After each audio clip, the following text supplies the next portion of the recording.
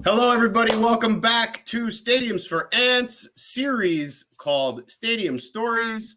Today, I am joined by one of my favorite YouTubers and one of my favorite personalities, Adam Stott. Hi, Adam. Yeah, man. How's it going, Dave? Going very, very well. I appreciate you being here. I can imagine that this is kind of akin to like the Stone Roses playing an intimate pub setting. Yeah, mate.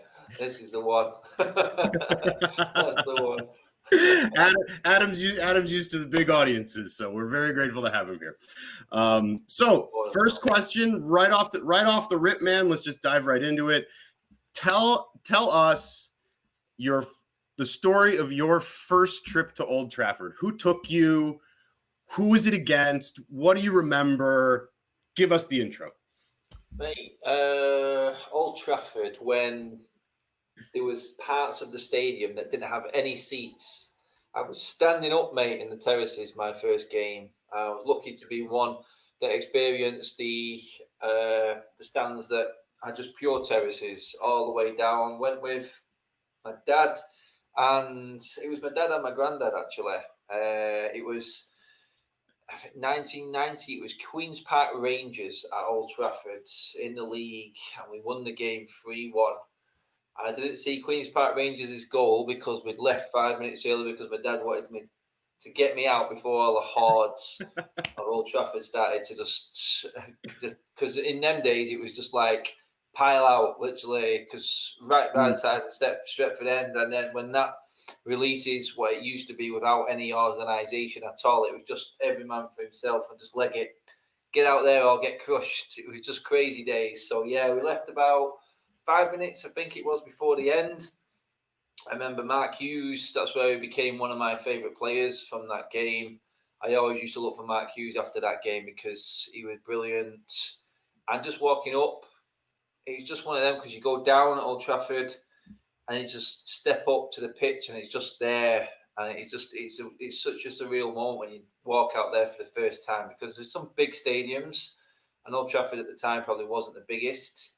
But for me, being my first time in there, that was it. Hook, line and sinker, dusted, fully bred to red. I was already fully bred red anyway before, but yeah, going to the stadium was just like there, it's cementing it. There's the handprint in the walkway. That's me done, signed. Don't take me anywhere else. Job done. Now, and luckily, we won that game, mate. Was that in the Stretford end? No, just to the side quadrant it was. All right. Luckily. So it wasn't as mental, but I'm trying to remember, because it's just like them vague images in your head. But you were in one of the corners. Yes, in a quadrant, yeah. With no seats, just concrete terraces all the way down. They had a little stanchion to hold on to. Hopefully you didn't get him in front of one of them while the horse was falling down, because that's where it gets dangerous. But yeah, that's usually where my dad would probably stand behind me just to protect me, just to make sure in case anyone came up or came from the top down, put it that way. But yeah. Yeah, no, of course. Good day, mate. Remember it like it was yesterday when I got inside. I can't remember the build-up as much. I was walking in, I can't remember where we parked. It was just that moment of stepping out and just getting your first programme. I think it was about 90p a quid, something like that, mate. It was nothing, not like it is now. Yeah, they want £10 now for the program. Mate, yeah, it's ridiculous now, but yeah, I remember it, and just like the buzz and the vibe, like old school Old Trafford. Smoking, everything was allowed in there, drinks. It was just like a proper. It's like how you'd imagine it in like the 80s sort of style football. Real working class sport with no one there, no day trippers or nothing like that. It was just full on. People had just finished the weekend, finished the work, gone to the football at the weekend like they were going to the park to watch the local team, mate. It just felt like that sort of vibe. And it was just, that's the best way I can describe it. It was old school compared to what I'm used to now. Right. It was just a complete flashback to how things used to be. But yeah, it was that's the camaraderie, right? Like that's like the community aspect of it that, for me, I find Old Trafford to be such an interesting ground, not just because of the club that it houses, which of course, is a huge part of the aura. Yeah. For me personally, I've been to Old Trafford twice, and I did the tour, and it's unusual in the sense that, a lot of grounds, especially the newer grounds, when you walk in at concourse level, the pitch is, down 15 or 20 feet. Yeah. Old Trafford, the pitch is on street level, so the entire thing is up around you. And the way that they have the pitch raised up, it almost feels like you're looking at a stage, like a performative stage, and there's something really, really special about that. Yeah, just got that bowl, and not all of them have it. And that's really it's that it's still got the old school element while trying to be modern now. It's not modern. You can tell just by when you try and take a seat in the stadium and your knees are on someone's shoulders. But yeah, it's got the old school vibe, but with bits of modernisation in there, I would say, and still holds more than any other Premier League team or biggest club attendance in the country. And it's still up there with some of the biggest in the world, but it is falling behind in terms of actual style and like the way it's constructed now. It's just a different style altogether. So I don't know if that will ever change with this football club, but it's part of me that never ever wants that to change, and that's what I remember. Yeah, that brings up a really interesting question. I'm glad that you kind of went there with it. If we look around, especially the rest of the continent, Barcelona is a perfect example. Juve, before they built their new ground, these are old traditional grounds that hold sentimental value to people, in a way that some of your newer grounds probably haven't been able to develop that aura about them yet. Just the history that's built in there, right? And anybody who watches my channel knows that this is what I'm all about. These are our homes away from home. These are the places that hold all of the memories that we cherish so much as football fans. Yeah. So my question to you then is, in terms of modernization, because let's face it, architecturally at least, it's inevitable. Some things always need to be rebuilt and modernized and all this. From your perspective, as a season ticket holder, as someone who loves the club so much, who's been going there your whole life, what are the things that you would appreciate in terms of renovation, and what are the things that you would hope would never change? Well, funny you should say that, mate, because United have been given permission, the first team in England, to trial safe standing. And that kicks in when the fans actually come back. I can't wait for that. Yeah, maybe that's not the best idea. That is, I mean, there's a lot that I've criticised the football club over in recent times in terms of how they treat certain fans. Like, we've now got the singing section, but I would appreciate them to respect the Stretford end a little bit more by moving the executive suite smack bang right out the middle of it, which it is perfectly in the middle. And it just disrespects the history of the football club having that executive section in there, because you can get some away fans in there right in the middle of the Stretford end. And it just doesn't work for me, that it really doesn't. Yeah. I do feel like, in terms of getting in and out of Old Trafford, it's probably one of the best stadiums for it, because there's a lot of accesses in and a lot of ways to get out. And commute-wise, it's not that bad. Public transport is decent as well. So they've got that pretty much nailed down already. And that's why I don't think they'll ever want to move. Interesting fact is that they actually own all of the land right behind Old Trafford. And they have tried to develop the Sir Bobby Charlton stand, the smallest one, the south stand, where the Munich tunnel is. But they've had issues, and you'll appreciate this, architect-wise, in terms of the railway track, which runs right behind it. And that's what they've had problems with, and the amount of money it would cost. But for me, I just feel like the way that they can respect, it's not so much respecting the fans, it's respecting the history of the football club. That executive suite is a massive no-go for me. There's ample space all around the stadium for that. they've give the best seats in the house to the away fans, which I don't like. I think the away fans should be sent straight up into the top of the north stand out of the way so we can't hear it. Hey, that's where I always sat. Yeah. But you know what I mean? It's if you ever go to Newcastle's ground, that's where the away fans actually sit at Newcastle at St James's. And then you can give some of the hardcore singing section, the hardcore United fans, that sort of area in the southeast quadrant where the best acoustics are, and what always makes the away fans sound louder than the home fans at Old Trafford. It's right next to the cameras, and it is the last part of the stadium which has got the original roof. When I first went to that game, that's the roof, and I think I was close to that area. It's just that, mate, really. You can try and make some extra leg room. I'm 6'4". I'm going to struggle in most grounds, to be honest. I don't want no cushion on my seat. I don't even want to be sat down, mate. I want to be stood up all game.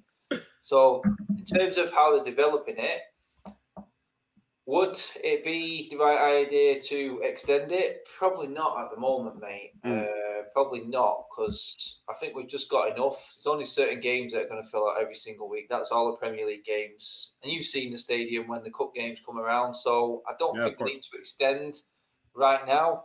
We're doing fine with it is. They can easily get more capacity by doing the safe standing and getting more bodies in.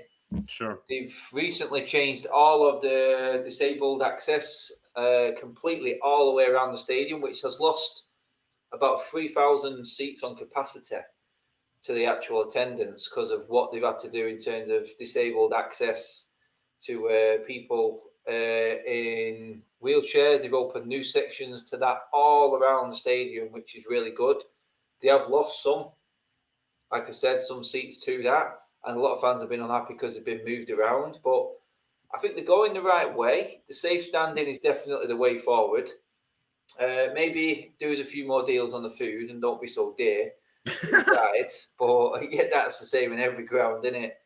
And that pretty much is it. They're on the right track. I mean, give the place a lick of paint every now and then. That would be nice. Maybe fix a couple of spots in the roof. Yeah, we all seen the roof pictures. When it really rains. Don't get me wrong, mate, since lockdown hit, there has been a lot going on at the stadium, but none of us know exactly what's going on because we can't get there. We're not obviously there, but a lot of work has been done. I've been told by a few people that there is work going on the Old Trafford grounds at the moment. So I don't know what it is being done, but I don't ever see Old Trafford being any different, mate. I really don't. I just don't think the fans would allow it. I don't think the fans would move. I mean, they've already tried to rename the stadium, which was completely thrown out. That's a no-go. Yeah, that they were still keeping Old Trafford in there, but they were calling it the something Old Trafford. That kiboshed. There is still a massive element of the old school at United, and hopefully that stays. It's just a case of, you know what, they have to be careful in these times right now as well, because you never know how everything is going to be turned. Obviously, everyone's chomping at the bit to get back, but I think they're actually going in the right direction. But I think maintenance of it is looking a bit dated. That's all you will say. But I don't want it to change. I don't want to go ultra modern like Spurs have. I couldn't stand not being able to go to the stadium for another season while they try and redevelop something else. But not. And that's a huge problem, of course. Yeah, I mean, there's not many clubs in this Premier League, mate, who've still got the original stadiums now. Look at them all. You could name what? There's City, there's Leicester. There's straight away. There's two of the top four pretty much gone. Yep. Arsenal, West Ham. There's so many teams, mate. Everton are going as well in a couple of years. It's just one of them. The old school are trying to be sort of weaned out of the Premier League in terms of facilities. I know you have to improve health and safety wise, but I don't see how United can do anything else, mate. That's pretty much answering your question there. Yeah, no, it makes perfect sense to me, and I'm glad that you kind of said it that way, because as an architect and as especially as a sports architect, I use the example of Manchester United in hundreds of conversations that I have, because again, it goes back to housing those memories and housing those moments. And as soon as you move buildings, you lose all of those. Yeah. You know, you still have them in your head, but it's not the same as walking through the gates and feeling, you know, like I lost my grandpa last year. Every single time I'll ever walk through my favorite baseball stadium's front gate, I'll feel him right next to me. And that's the special part, right? It's those things that keep us coming back. Yeah. I wanted to touch on something that you said though, regarding the train tracks, because that's a really interesting component.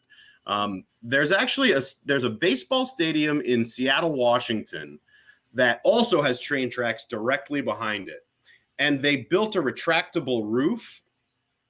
And so the stanchions of the roof are actually what make that such an expensive proposition. You can imagine if they wanted to extend the Bobby Charlton stand, they'd have to drive pillars and all of the structural that needs to go there, and reinforcing those to protect against a train accident is the most expensive part. So it's a really interesting kind of, but at the same time, it has this wonderful benefit of being built into the neighborhood in a way that, you know, like Emirates is. Right, exactly. And, you know, and the newer ones just aren't. They're not like Highbury or Old Trafford, where it really is stuck right in the middle of the residential neighborhood, which, again, builds part of it, you know, in terms of community. So I'm sure you could see this one coming a mile away. My next question: your favorite football moment when you were in the ground? Oh, come on. This is too many years to pick from. It really is. There's some epic. You could give me 3. There's some real. Oh, you know what? A lot of the good memories have been at different grounds as well. So, yeah, I would say definitely. There's been a few derbies which have been pretty decent. Obviously, the moment when McTominay scored last season, that was pretty good. That was like the last game that we actually went to before lockdown, before everything just hit the fan. Yeah, but did you know that was going to be your last time in the stadium for a while? So that changes the calculus. We didn't know that was. We was just enjoying the moment, which was epic. But there's been absolutely loads. I'm trying to think now. You got a memory from like 99 for me, 07, you know, something real special? There's loads, mate. There's loads. I mean, I can go back to the what was the one now? When was it now? I remember being at Cantona's return. The North Stand. I was actually there that day. The North Stand was just being built. Cantona's return after his ban against Liverpool and that penalty. And you know what? The stadium probably was nowhere near as loud as it could be because of the lack of fans. But the noise when he scored that penalty was just absolutely crazy. It was like a massive release, a huge release to all United fans. All I can say was I was actually lucky to be in the stadium that day to see that moment, because from that moment on, Cantona was just a massive influence on that whole team. He changed everything just by walking back, and he didn't do much in the game. Really didn't do much in the game. I mean, well, he got an assist and he scored the equaliser, so if that's not a lot, then you judge for yourself. But no, that one sticks out. We'll take that this weekend, yeah. Yeah, we definitely will. The fact that the stadium was under reconstruction then, after pretty much what we just spoke about as well, it sort of fits in really well with it. Massive game, and a few minutes. I think it was a few minutes to go. It wasn't long to go when Cantona got that penalty, and you just knew. And I was sat at the other end of the stadium, and you're just waiting for the net to bulge. And it just erupted. It was just ridiculous noise for such a small amount of people in the stadium for what the standard is for Old Trafford. That was absolutely huge. It was mental. It was absolutely mental. But the City game. Let's drill in on that for 1 second. Do you, in your memory, because obviously it's, you know, been several years since it actually happened. But in your memory, did you see the net bulge or did you hear the fans screaming first? Mate, it was because it was Cantona. I expected it to go in, so I was literally because you know how it works, how sound works in stadiums, because you at one end of the This is stadium, why I ask. and then the sound came because it came from because it was at the East End. It was at the East Stand what he scored in, and obviously we were closer to the Stretford end at the time, so it sort of like reverberated around. It was like a Mexican wave of noise. Yes. So we've seen it go in, but then the sound. It's weird. It's hard to describe when it goes in because it hits the net, and then the sound just goes bang. It takes a while to come down the other end of the stadium. It's like thunder and lightning. Yeah, you lose yourself then. You lose yourself then, and that's what it was like. I remember it, flags were flying everywhere. Everyone was dropping. Everything was just flying all over the place. It was one of them moments where it was like, yeah, I'm glad I was there for that because you know what, that changed our whole season that day when Cantona came back, and we never looked back from that moment. And it just showed you how influential the guy was and what an inspiration he was. It's ridiculous, man. That guy, the love for that man, I've never known anything at Old Trafford for any other player than what that guy got. The respect was immense to every single fan. There wasn't one United fan that didn't actually worship the ground that man walked on. And that was a huge day when he came back. Changed our season and changed the futures of, as we know now, a lot of megastars and legends of this football club. 100%. Have you I actually don't know how it works when you buy a season ticket in the UK. Do they give you priority access for internationals?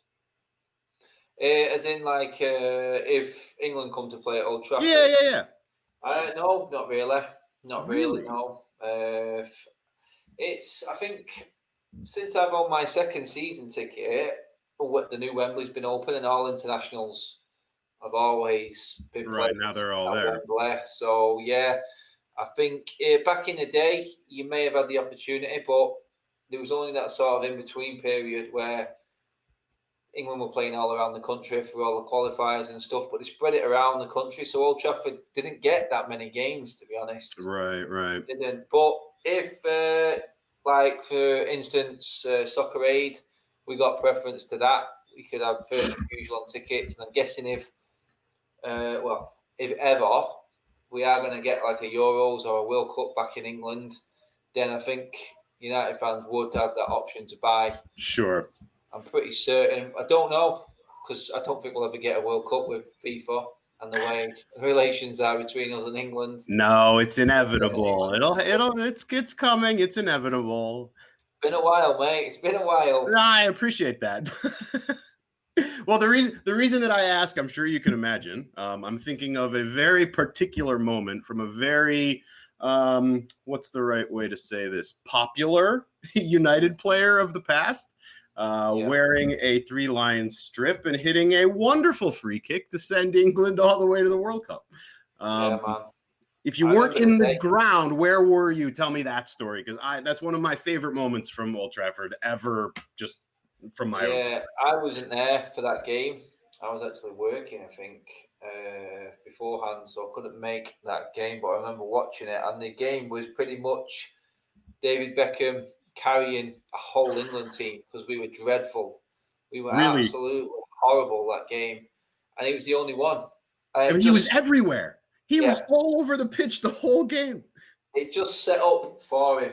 It's set up for him. I never forget Rio Ferdinand talking about it and how he described it and how he said it just fell and the ball was in a position that he was working on all week in his practice. Al Beckham was working on that situation from that distance. He said it was just set up perfect. And he said he knew that the ball was going to go into the net and it was just absolutely perfect. Struck exactly where he wanted it to go, and you could tell straight away because as soon as it left his foot, I think it was about 10 foot gone, he'd already ran off.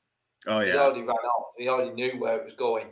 Keeper no chance. And the rest is history. England failed in the finals as usual, but them moments are there, aren't they? Them moments are always there, mate, and that's what you remember. That's it, right? And I was watching some highlights of that last night before our conversation, just kind of brush myself up on my favorite moments. And they kind of keyed in on Beck's had 3 or 4 good free kick opportunities prior to that one. Yeah. And they said he went left, right, and then the one in the 93rd. And it's almost like he spent the whole game setting them up for that moment. Yeah. Which you could never do that, but it's just, I mean, sometimes the cards just fall, right? That's it, mate. It's exactly that. He was just sending out testers, wasn't he? That's all he was doing. Exactly. Finding the range. Like tracer shots. Yeah, that's it. Finding it's like a bowler, isn't it? Just finding it, just warming it up and finding the right rhythm. And then luckily he got a few attempts at it. But yeah, that one, when it mattered, that's what big players do, mate. And that's what he did. 100%. All right. So aside from Cantona, tell me a story of another player who had an impact on you because you saw them play live. Oh, wowza. Mate, that could be. I've seen everyone from Rooney, Ronaldo, Cantona. This is why you're the right man to ask this question to, because you've seen them all. Yeah, mate, it always comes back to your first moments because you get used to it and your expectations change after going a long time. But when you first start going, there's certain players that you absolutely love. And I used to love the way United played with the flying wingers. And it was them because we had the rock solid centre midfield all the time. I was lucky to see Robson, to see Keane. You know what I mean? Keane in there with Scholes. We just had some absolutely immense centre midfielders. But the players that stuck out for me that I remember the most, and I mentioned Mark Hughes before, obviously he was my favourite player when I was growing up, but Lee Sharp and Andrei Kanchelskis, the flying wingers. Oh my God, Kanchelskis was frightening, mate. He was scary quick, that guy. And he didn't have anything special. It was very similar to how Gareth Bale plays. Knock it past you, see you later. You ain't catch him. He could put a ball in the box, but man, he could hit a ball as well. I'll never forget the hat-trick he scored against City in the 5-0. That one was absolutely immense. But Lee Sharp as well, though, mate. I mean, he was sort of like forgotten about because of what happened with Ryan Giggs. But man, Sharpie was a player. Don't let anyone kid you. He was a player. And you know what he was? He was, who are we playing today? It's a massive game. This is my game. That's what he always did. Whenever the chips were down, Sharpie stood up. Sharpie stood up. I mean, Arsenal at Highbury away 6-2 in the famous 91-92 kit. I mean, he just carried that arrogance that a United player needs and a United player must have. And you know what, mate? The characters around that time, you would go anywhere and feel safe. You could go to any ground in the world, and you know what? You've got Robson there, you've got Bruce, Pallister, Sparky, McClare, Cantona, Keane. We're all there at the same time, mate. All them players in the same squad. Can you imagine that dressing room? And then Schmeichel walks in as well, and then Ferguson, Brian Kidd. Mate, it was a scare. When you look back, you go, that was a team of men. That was a team of men, and it's no wonder the kids that came through playing in that team actually came and went on to be absolute superstars at the football club. I don't think them coming through in any other era of Manchester United, they would have been as good as they was because they came in at the right time with the right players, and that's what made them. It was the experience of these actual, at the time, wouldn't have been known, but actual megastars at the football club, and that's what I see the likes of Kanchelskis. They were the foundations to what our history is now and how many titles we've got. These were Ferguson's first frightening team in terms Yeah, of. I remember hearing I remember hearing an interview with Gary Neville, and he was talking about exactly that.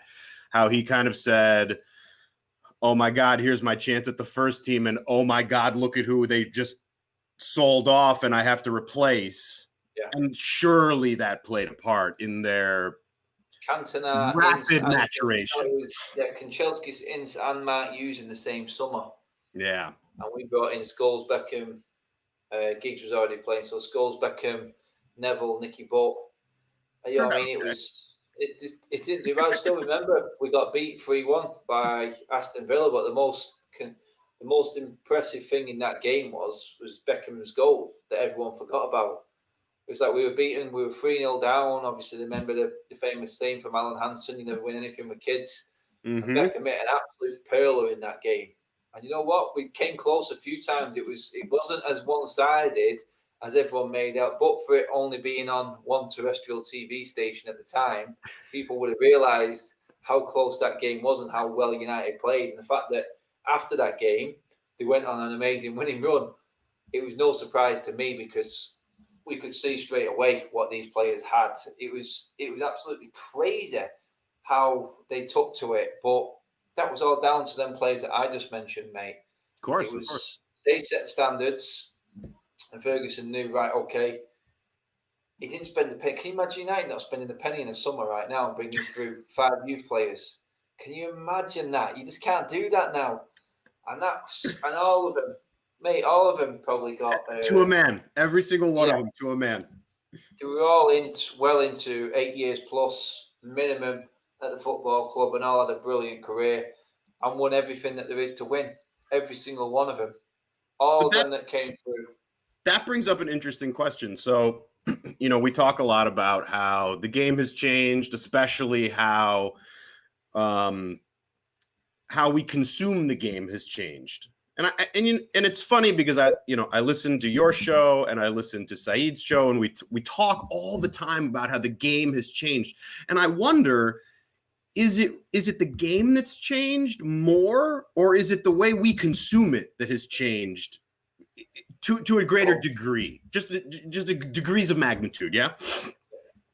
So in that vein, looking back on your youth, when you started to go to the ground, when you were going with your dad, when you're going with your grandpa, did you guys go and watch the youth team back in those days? It was easier to watch the youth team. I remember going to the Cliff, the old training ground, just to get autographs. I believe me, mate, I seen Gary Neville getting a lift in David Beckham's Vauxhall Corsa. That's how far back it goes. That's what it used to be like, mate. You know what I mean? There was no mad social media presence then, but Gary Neville was kicking off with Beckham because Beckham was signing autographs. All day. Not much has changed, has it? Beckham signed every autograph all the way down, and Neville was sat in the car waiting, and you could tell he was pissed off. But no, it's like back when it used to be the Cliff, and you could just stroll up to a game with United, and they make it accessible now a bit more. But it's, have you been to see a training session at Carrington? No, you can't get into Carrington, mate. I did. I went. When I was living in Bristol, my boss won like a sales contest or something, and we got a private tour of Carrington during a training session. I got an autographed football, and the only guy who wouldn't sign was Rooney. What? Swear to God. No, I've got my ball. It's got Giggsy, it's got Scholesy, it's got Ever's signature on it. They all signed it.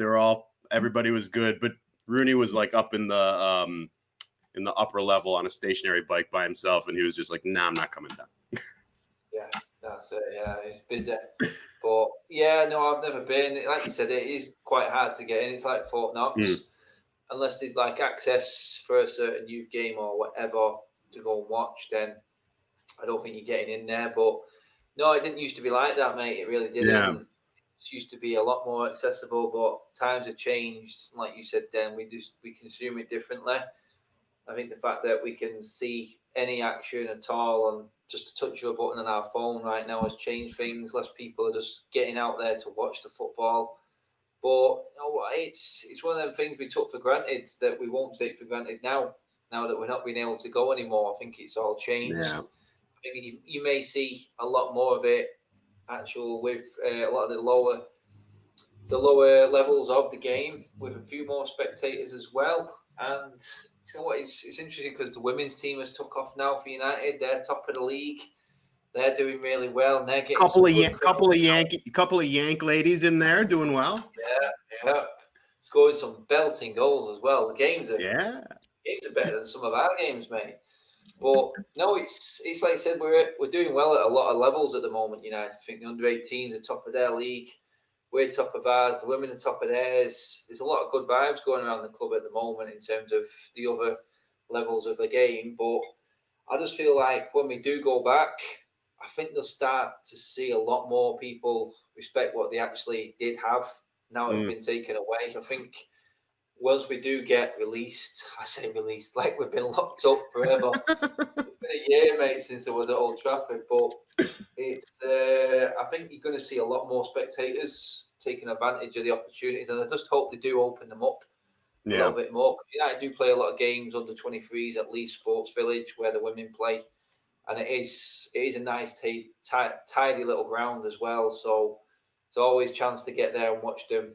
It's just obviously with my busy, crazy life, it's difficult, but it's good, mate. And hopefully, mate, you've got YouTube fame and fortune, and adoring fans you have to look after. I appreciate it. Yeah. I wish. Well, that brings me to my last question, and it's a wonderful segue, actually. So we're all hoping, of course, that we're only a few months away from returning to some semblance of normalcy. Fingers crossed that that's actually the way that it works out here. So what I want to know is, what are you looking forward to the most going back to the ground? And what do you wish for more than anything else on your return to your cathedral? You know what I miss, mate? I miss the most is organising the day or the night or whatever, or ringing your mates. So what we would do, we would walk down, park in the same spot every single time, routine, go to the same burger stand, get a Death Burger, call them Death Burgers, because we don't know what the meat is or anything like that. But because it's match day, they taste phenomenal. Any other day, you won't go near it. Of course. Because it's match day, it tastes absolutely spectacular, as always. Way overly priced, like everything is on the day. Made with love, though. Yeah, then we meet all the guys outside hotel football. So it'd be like Saeed would be there, a few of the other guys would be there, TJ, Aaron, is where Flex and Miles and Josh and where everyone from the United Stand, that's where we always met up there before the game, had a bit of a chat, team news breaking, then we split. Alfie would be my ring because he wanted to get in the stadium, get settled down, get his popcorn or his well overpriced, costing me a fortune meal deal inside Old Trafford. And that's it then, mate. Then we go outside. Use the term deal very loosely there. That's it. Hopefully we'll have like the fan cams back again outside. And what I really want is just to be able to talk to people again face to face in real life, actually have the banter face to face for a change. And obviously we're going to win, so that's a given. And hopefully we win, because straight away we'll just get the bad vibes outside of Old Trafford, and it'll be like, oh god, here we go again. Here we go again, right? Split fan base. Oh no, mate, I can't be dealing with that. So hopefully that doesn't happen. But no, that's it. It's just a routine, mate.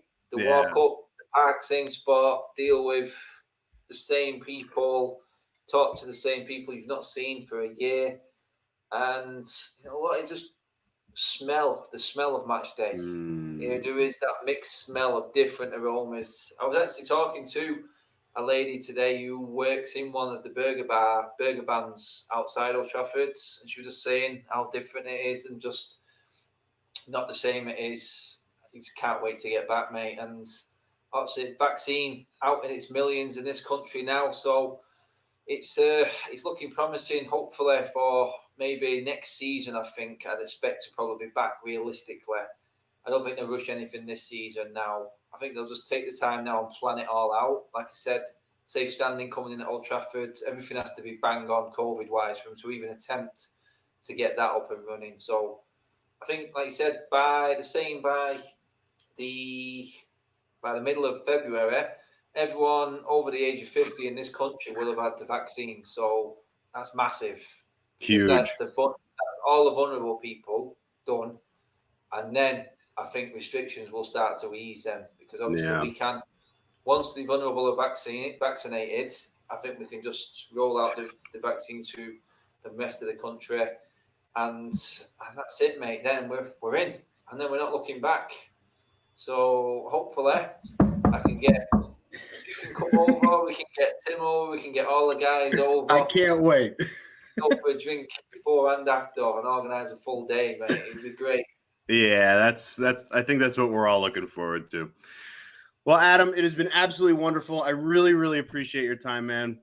Everybody watching, thank you for watching. If you guys have stories that you want to add or moments from your favorite moments at Old Trafford, please add them in the comments. Share the video around. We really appreciate it. And we'll be seeing you in the next episode. Cheers, Adam. Nice one, mate.